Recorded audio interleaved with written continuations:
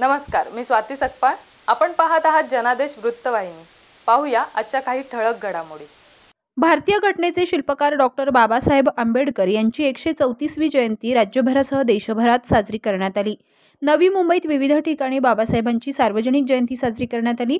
तिथेच नवी मुंबईतील उद्योजक चंद्रकांत दादा डावरे यांच्या वाशी येथील कार्यालयातही डॉक्टर बाबासाहेब आंबेडकर यांची जयंती साजरी करण्यात आली.